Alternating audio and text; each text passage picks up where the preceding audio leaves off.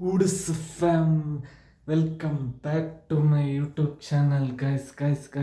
So ಇವತ್ತಿನ vlog ಅದೇ ನಿನ್ನೆ ಮುಂಚೆ ಹೇಳಿರೋ ವ್ಲಾಗ್ ಎಲ್ಲ ಹೇಳ್ದಂಗೆ ಇವತ್ತಿನ ಲೈಫ್ ಸ್ಟೈಲ್ನ ಹೆಂಗೆ ಯಾವ ಥರ ಇಂಪ್ರೂವ್ ಮಾಡ್ಕೋಬೇಕು ಅಂತ ಇವತ್ತಿನ ತೋರಿಸ್ತಾ ಇದ್ದೀನಿ ಗೈಸ್. ನೋಡಿ ನಿಮಗೆ ಆ ಥರ ಯೂಸ್ಫುಲ್ ಆಗುತ್ತೆ. ನಿಮ್ಮ ಡೈಲಿ ಟಾಸ್ಕ್ ಮೇಲೆ ನೀವು ಪ್ಲ್ಯಾನ್ ಮಾಡ್ಕೊಂಡು ನೀವು ಮಾಡ್ಬೋದು. ಸೊ ಎಲ್ಲ ತೋರಿಸ್ತೀನಿ ಹಿಂಗೆ ಆ ಥರ ಹೆಂಗೆ ಇಂಪ್ರೂವ್ ಮಾಡ್ಕೋಬೋದು ಅಂತ ಗೈಸ್. ಸೊ ಇವಾಗ ನಾನು ಫಸ್ಟು ಪುಷಪ್ಸಿಂದ ಸ್ಟಾರ್ಟ್ ಮಾಡೋಣ, ತೋರಿಸ್ತೀನಿ ನೋಡಿ ಗೈಸ್.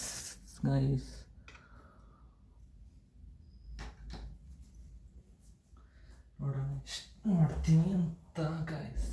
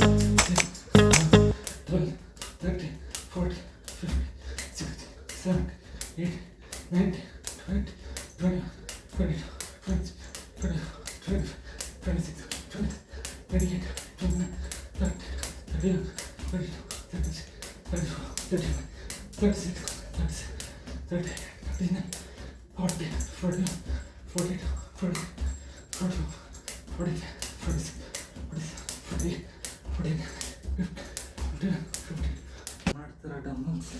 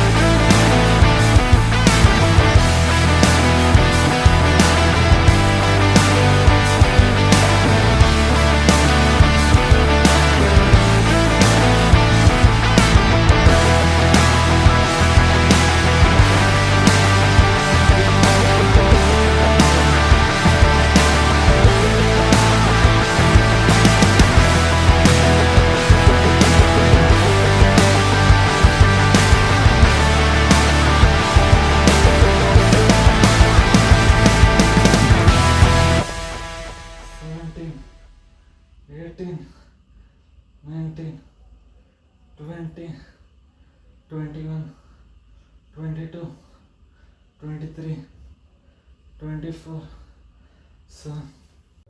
ಸೊ ಗೈಸ್, ಇವಾಗ ಅಂದರೆ ನಾನು ಕೋರ್ಸ್ ಮಾಡ್ತೇನೆ. ಸೊ ಮಾಡ್ತಾರೆ ತೋರಿಸ್ತೀನಿ.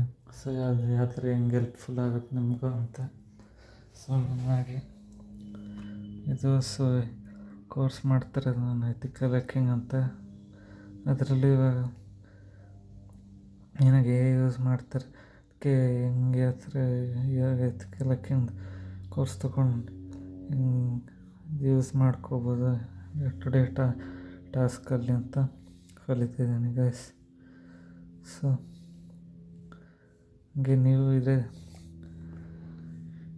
ಥರ ಯಾವ್ದಾರ ಕೋರ್ಸ್ ಮಾಡಿ ಗೈಸ್, ನಿಮಗೂ ಹೆಲ್ಪ್ಫುಲ್ ಆಗುತ್ತೆ. ಮತ್ತು ನಿಮಗೂ ಏನಂದರೆ ಯಾವ ಥರ ಇವಾಗ ನೀವು ಒಂದೇನಾದ್ರು ಅಪ್ಲಿಕೇಶನ್ ಡೆವಲಪ್ ಮಾಡೋಕ್ಕಾಗಲಿ, ಹೆಂಗಾದ್ರೂ ಸೆಕ್ಯೂರಿಟಿ ಮೆಷರ್ಸ್ನ ಹೆಂಗೆ ತೊಗೊಂಡು ಯೂಸ್ ಮಾಡ್ಕೋಬೋದು, ಮತ್ತು ಏನು ಚೇಂಜಸ್ ಮಾಡ್ಕೋಬೋದು.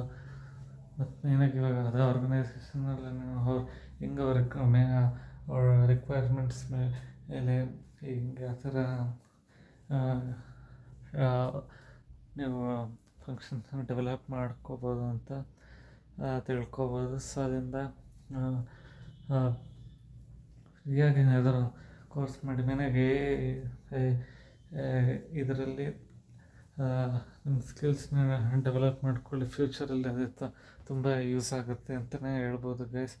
ಸೊ ಹಂಗೆ ಅದಕ್ಕೆ ತೋರಿಸ್ಕೊಡ್ತೀನಿ ಎಲ್ಲ ಯಾವ ಥರ ಹೆಂಗೆ ಇವಾಗ ಏನಾದ್ರು ಒಂದು ಅಪ್ಲಿಕೇಶನ್ ಡೆವಲಪ್ ಮಾಡೋದ್ರೆ ಆಗಿರಲಿ ಹೆಂಗೆ ಮಾಡ್ಬೋದು ಅಂತಲೂ ಎಲ್ಲ ನಿಮಗೆ ಅದೇ ತಿಳಿಸ್ಕೊಡ್ತೀನಿ. ಸೊ ಇವತ್ತಿನ ಬ್ಲಾಗಲ್ಲಿ ಮತ್ತು ಹೆಂಗೆ ನೀವು ಯೂಸ್ ಮಾಡ್ಕೋಬೋದು ಅದರಲ್ಲೂ ಹೆಂಗೆ ಆ ಥರ ಅಂತೆಲ್ಲ. ಸೊ ಬನ್ನಿ.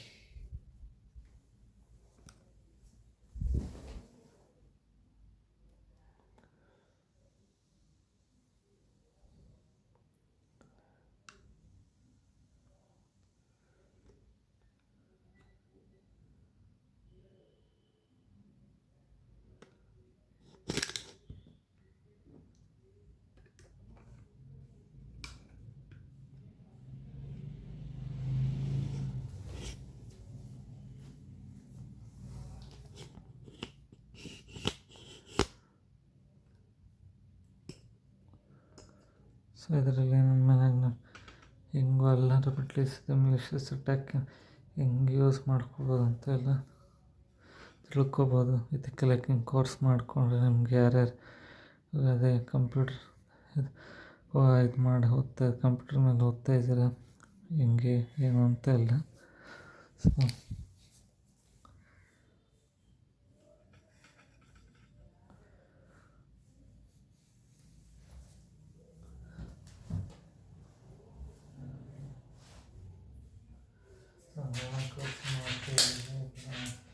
ಸೊ ಕೋರ್ಸ್ ತುಂಬ ಯೂಸ್ ಆಗುತ್ತೆ ಈ ಒಂದು ಪ್ರಾಡಕ್ಟು.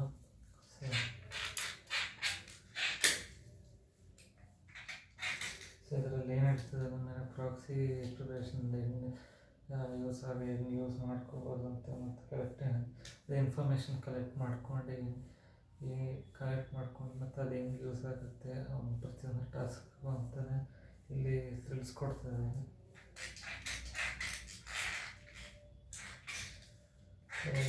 ಸೈಡ್ ಮಾಡ್ಕೊಂಡು ಅದು ಅಟ್ಯಾಕ್ ಹೆಂಗೆ ಮಾಡ್ಬೋದು ಅಂತ ಇಲ್ಲಿ ತಿಳಿಸ್ಕೊಡ್ತಾ ಇದ್ದಾರೆ.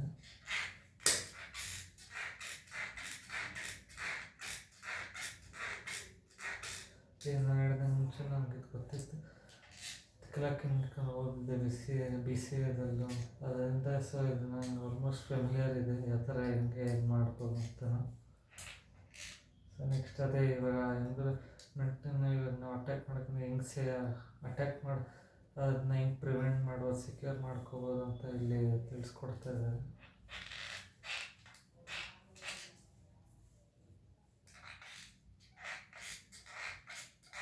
ಸೊ ಎಲ್ಲ ಒಂದೊಂದು ಪ್ರತಿಯೊಂದು ಬೇರೆ ಟೂಲ್ಸ್ನ ಹೆಂಗೆ ಆ ಥರ ನಾವು ಯೂಸ್ ಮಾಡ್ಕೋಬೋದು, ಮತ್ತು ಅದು ಯಾವ ಥರ ಯೂಸ್ ಆಗುತ್ತೆ ಪ್ರತಿಯೊಂದು ಅಟ್ಯಾಕಲ್ಲೂ ಅಂತ ಇಲ್ಲಿ ತಿಳಿಸ್ಕೊಡ್ತಾ ಇದ್ದಾರೆ. ಸೊ ಮೇನಾಗಿ ಯೂಸ್ ಆಗೋದು ಪಬ್ಲಿಕ್ IP ಅಡ್ರೆಸ್ ಮತ್ತು ಲೊಕೇಶನ್. ಸೊ ಅದರಿಂದ ಹಿಂಗೆಲ್ಲ ಪ್ರತಿಯೊಂದು ಡೀಟೇಲ್ಸ್ನ ತೊಗೊಂಡು ಅದು ವೆಬ್ಸೈಟ್ ಹಿಂಗೆ ಯಾವ ಥರ ಅದು ಯೂಸ್ ಆಗುತ್ತೆ ಅಂತ ತಿಳ್ಕೊಬೋದು ನಾವು.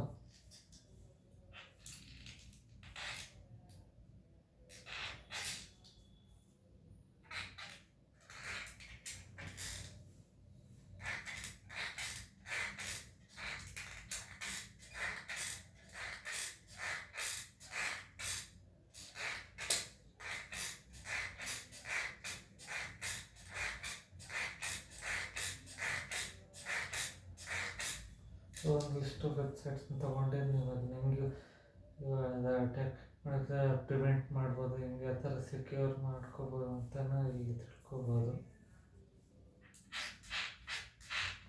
ಸೊ ಅದನ್ನು ಹೆಂಗೆ ಆ ಪ್ಲಗಿನ್ದನ್ನು ಹೆಂಗೆ ಆ್ಯಕ್ಟಿವೇಟ್ ಮಾಡ್ಕೊಂಡು ಅದನ್ನು ನಾವು ಯಾವ ಥರ ಸೆಕ್ಯೂರ್ ಮಾಡ್ಕೋಬೋದು ಸರ್ ಅಂತ ಇಲ್ಲಿ ತಿಳಿಸ್ಕೊಡ್ತಾ ಇದ್ದಾರೆ. ಸೊ ಗೈಸ್, ಇವಾಗ ನಾನು 2 ಬುಕ್ ಓದ್ತಾ ಇದ್ದೀನಿ. ಅದೇ 2 ಯಾವುದೋ ಅಂತ ತೋರಿಸ್ತೀನಿ, ನೋಡ್ಬೋದು. ಒಂದು ಸೈಕಾಲಜಿ ಆಫ್ ಮನಿ ಅಂತ, ಮತ್ತು ಇನ್ನೊಂದು heart for spiritual conflicts Sun Tzu. So ಬನ್ನಿ, ಬುಕ್ಸ್ ತುಂಬಾ ಇಂಪಾರ್ಟೆಂಟ್ ಆಗುತ್ತೆ ಗೈಸ್. ಸೊ ಇಂದ ನಿಮ್ಮ ನಾಲೆಜ್ ಇಂಪ್ರೂವ್ ಆಗುತ್ತೆ. ನನ್ನ ಮೇನಾಗಿ ನೀವು ಬರೆಯೋದಕ್ಕೂ ತುಂಬ ಯೂಸ್ ಆಗುತ್ತೆ. ಸೊ ಹ್ಯಾಂಡ್ ರೈಟಿಂಗ್ ಪ್ರಾಕ್ಟೀಸ್ ಮಾಡಬೇಕು ನೀವು ಹಂಗೆ. ಸೊ ಇದೊಂದು ಫೇಸ್ ಹೋಗ್ತೀನಿ ನೋಡಿ guys. So if it's one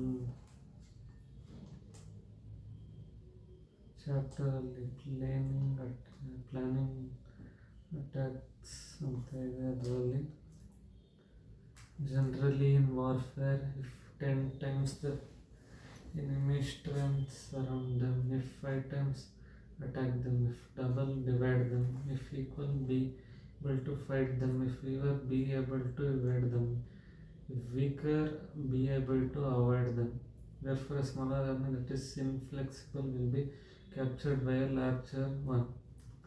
So if he has certain one advantage, a general knows he can display such overlying strength that the position will have no choice but to give up ಅಂತ ಇದೆ. So ಇದ್ರಲ್ಲಿ ಮೇನಾಗಿ ನೀವು ಹೆಂಗೆ ಕಲಿಬೋದು ಅಂದರೆ ಹೆಂಗೆ attack plan ಮಾಡಿ ನೀವು ಯಾವ ಥರ ನಿಮ್ಮ ಸ್ಟ್ರೆಂತ್ ಮೇಲೆ ಹೆಂಗೆ ವರ್ಕ್ ಮಾಡ್ಬೋದು ಅಂತ ತಿಳಿಸ್ಕೊಡ್ತಾ ಇದೆ ಬುಕ್ಕು. ಏನಾಗಿ staying true to the principle of winning without fighting, even with a loop-sided advantage, where he can easily crush his enemy. A wise general aims instead to surround the enemy, thereby dramatically providing in the futility of continuing the fight. He thus not only has a good chance of winning without bloodshed, but also may gain the trust and respect of the opposite side ಅಂತ ಇದೆ. ಮೇನಾಗಿ ಅಂದರೆ you can go beyond your basic instinct to destroy or show aggression or arrogance. When you are in a superior position you can show your kindness and view it as giving you more strength, not less.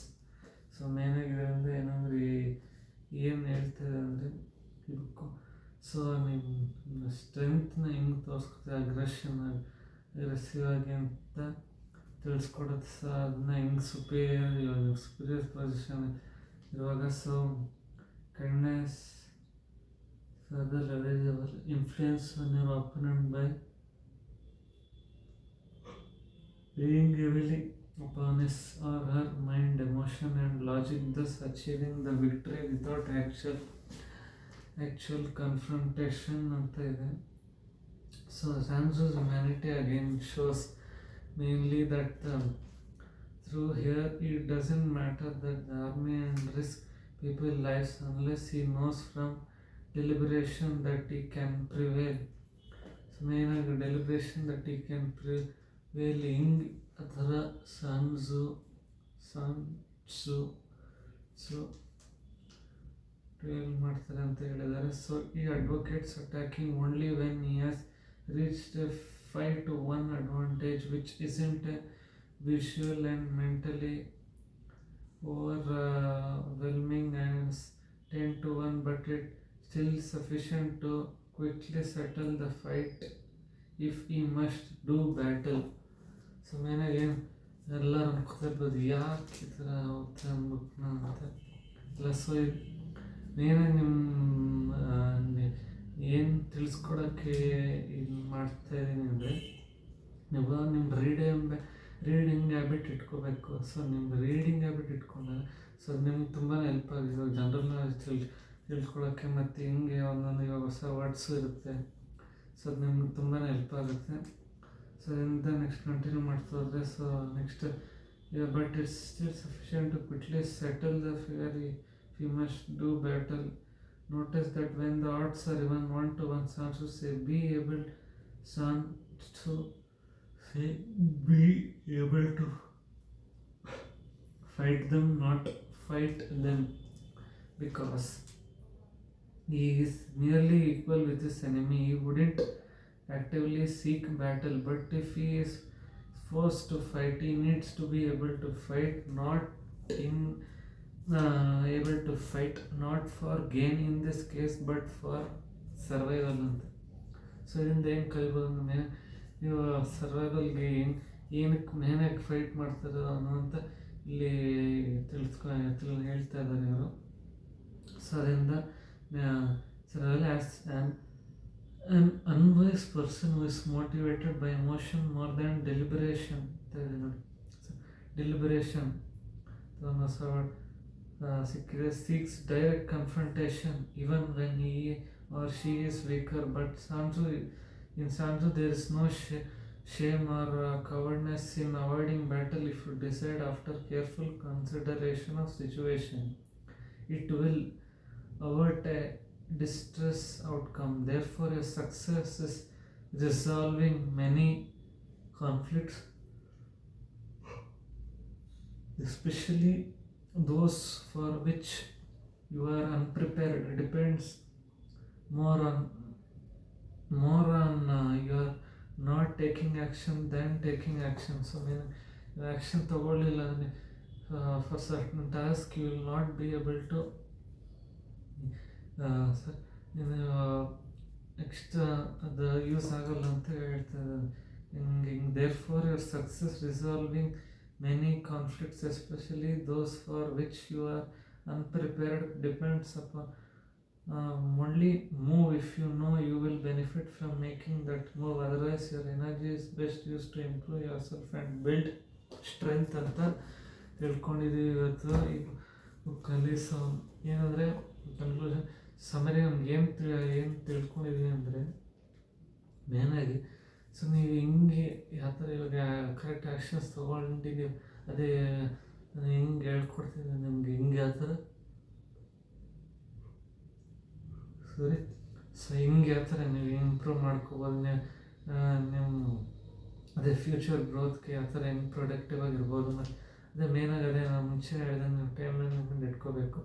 So ನೀವು daily ಟಾಸ್ಕ್ನ ಕರೆಕ್ಟಾಗಿ follow ಮಾಡ್ತಾ ನೀವು ಎಲ್ಲ ಹೆಂಗೆ ನೀವು ಒಂದು life ಸ್ಟೈಲ್ನ ಹೆಂಗೆ improve ಮಾಡ್ಕೋಬೇಕು ಅಂತ ತಿಳ್ಕೊಬೋದು. ಸೊ ಅದರಿಂದ ನೀವು ಆ್ಯಕ್ಷನ್ ತೊಗೊಳ್ದೇ ಸುಮ್ಮನೆ ಇಂಪ್ರೂವ್ ಆಗ್ಬೋದು ಅಂತ ಅಂದ್ಕೊಂಡ್ರೆ ಅದಾಗಲ್ಲ. ಸೊ ಅದರಿಂದ ನೆಕ್ಸ್ಟ್ ಈ ಬುಕ್ಕಲ್ಲದೆ ಸೈಕಾಲಜಿ ಆಫ್ ಮನಿ ಇದರಲ್ಲಿ ಸೊ ಮೇನಾಗಿ ನಾನು ಕಲ್ತಿದ್ದೆ ಏನಾದರೆ ಫ್ಯೂ ಚಾಪ್ಟರ್ಸ್ ಮುಂಚೆ ಓದಿನ. ಸೊ ಅದರಿಂದ ಹೇಳ್ತಾ ಇರೋದು ಏನಂದರೆ ಮೇನಾಗಿ ನೀವು ಏನು ಮನೆ ಬಗ್ಗೆ ತಿಳ್ಕೊಂಡಿದ್ದೀರ ಅದು ಕಂಪ್ಲೀಟ್ಲಿ ತಪ್ಪು.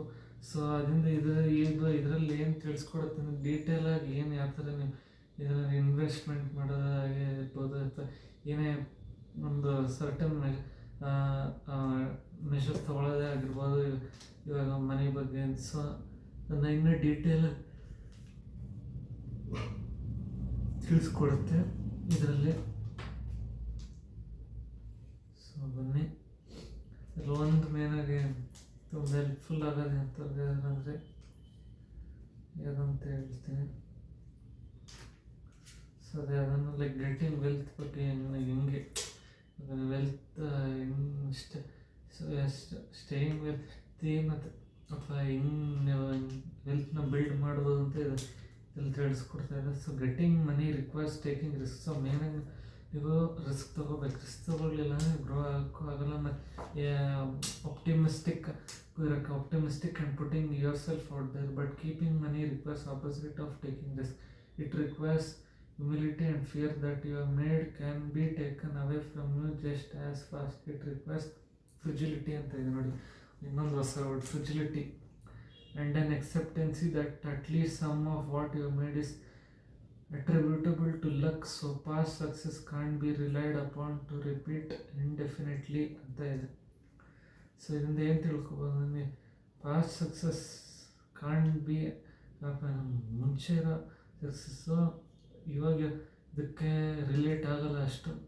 ನೀವು ನೀವು ಸ್ಪೆಂಡ್ ಮಾಡೋದ್ರಿಂದನೇ ನಮ್ಗೆ ಗೊತ್ತಾಗುತ್ತೆ ಹಿಂಗೆ ಗ್ರೋ ಆಗ್ತಿದ್ರೆ ಏನಂತ. ಬರೀ ಸೇವ್ ಮಾಡಿದ್ಮೇಲೆ ಅಷ್ಟು ಯೂಸ್ ಆಗಲ್ಲ. ಏನಾಗ ಬರೀ ಸೇವ್ ಮಾಡ್ಕೊಂಡು ಹೋಗ್ತಾ ಅದ್ರ ಮನಿದು ವ್ಯಾಲ್ಯೂ ರಿಡ್ಯೂಸ್ ಆಗ್ತಾ ಹೋಗುತ್ತೆ. ನೀವು ಏನಂದರೆ ಮೇನಾಗಿ ರಿಸ್ಕ್ ತೊಗೊಂಡು ಇನ್ನೂ ಯಾವ ಥರ ನೀವು ಗ್ರೋ ಆಗ್ಬೋದು, ಇನ್ನೂ ವೆಲ್ತ್ನ ಬಿಲ್ಡ್ ಮಾಡ್ಬೋದು ಅಂತ ಇಲ್ಲಿ ತಿಳಿಸ್ಕೊಡ್ತಾ ಇದ್ದೆ. So Michael France the billionaire head of Sequoia Capital was asked by Charlie Rose why Sequoia was so successful. Mutsos mentioned longevity, noticing some VC firms succeed for 5 to 10 years, but Sequoia has proposed for 4 decades. Rose asked why that was. So ಈ ಕಾನ್ವರ್ಸೇಷನಲ್ಲಿ ನೋಡ್ಬೋದು ಏನಂದರೆ Michael Francy the billionaire ಅವರು Charlie rose ಜೊತೆ ಏನಂತ ಹೇಳ್ತಿದ್ದಾರೆ ಅಂದರೆ ಮರ್ಸ್ಟೀಸ್ I think ಅವರು ಹೇಳ್ತಾ ಇರೋದು, I think we have always been afraid of going out of business. Rose ಏನಂತ ಹೇಳ್ತಾರೆ ನೋಡಿ, really so it is fear only the paranoid survive. Moses, there's a lot of truth to that ಅಂತ ಹೇಳ್ತಾರೆ. We assume that tomorrow we won't be like yesterday. We can't afford to rest on our wrist. We can't be complacent. We can't assume that yesterday's success translates into tomorrow's good fortune ಅಂತ ಹೇಳ್ತಾರೆ. So ಏನಂದ್ರೆ ಮೇನಾಗಿ ನೀವು ನಿನ್ನೆ ಮಾಡಿ ಕೆಲಸದ can't be actually related to ನಾಳೆ ಮಾಡೋ ಕೆಲಸನ ಇರಲ್ಲ. ಸೊ ನೀವು ಹೆಂಗೆ ಗ್ರೋ ಆಗ್ತೀರಾ ಅನ್ನೋದ್ರ ಮೇಲೆ ಕ್ವಿಕ್ ಆ್ಯಕ್ಷನ್ಸ್ ತೊಗೊಂಡು ಹೆಂಗೆ ಗ್ರೋ ಆಗ್ತೀರಾ ಅನ್ನೋದ್ರ ಮೇಲೆ ಡಿಪೆಂಡ್ ಆಗುತ್ತೆ. ಸೊ ಈ ವ್ಲಾಗ್ನ ಇವತ್ತು ಏನು ಮಾಡ್ತೀನಿ, ಸೊ ಮೇನಾಗಿ ಏನಂದರೆ ಎಲ್ಲ ನೋಡಿರ್ಬೋದು. ಸೊ ನೀವು ಬೆಳಗ್ಗೆ ಎದ್ದು ಏನು ಯಾವ ಥರ ರೂಟೀನ್ ನೀವು ಯಾವ ಥರ ಹೆಂಗೆ ಫಾಲೋ ಮಾಡ್ಬೋದು, ಹೆಂಗೆ ಇಂಪ್ರೂವ್ ಮಾಡ್ಕೋಬೋದು, ಪ್ರೊಡಕ್ಟಿವ್ ಆಗಿರ್ಬೋದು, ನಿಮ್ಮ ಲೈಫ್ ಸ್ಟೈಲ್ನ ಚೇಂಜ್ ಮಾಡ್ಕೊಂಡು. ಸೊ ಅವಾಗ ನೀವು ಹೆಂಗೆ ಈ ಥರ ಅದೇ ಫೋಕಸ್ಡ್ ಆಗಿರ್ತೀರ ಒಂದು ಟಾಸ್ಕ್ ಮಾಡುವಾಗ. ಮತ್ತು ಅದರಿಂದ ನಿಮಗೆ ನಿಮ್ಮ ಡಿಸಿಪ್ಲಿನ್ ಲೆವೆಲ್ಲು ಇನ್ಕ್ರೀಸ್ ಆಗ್ತಾ ಹೋಗುತ್ತೆ. ಮತ್ತು ನೀವು ಕನ್ಸಿಸ್ಟೆನ್ಸಿನೂ ಮೇಂಟೈನ್ ಮಾಡ್ಕೊಂಡು ಹೋಗ್ತಾ ಇರ್ಬೋದು ಗೈಸ್. ಸೊ ಇದನ್ನ ಕರೆಕ್ಟಾಗಿ ಫಾಲೋ ಮಾಡಿ ಎಲ್ಲರೂ. So see you, good night. Next ವ್ಲಾಗಲ್ಲಿ ಸಿಗ್ತೀನಿ. ಬಾಯ್.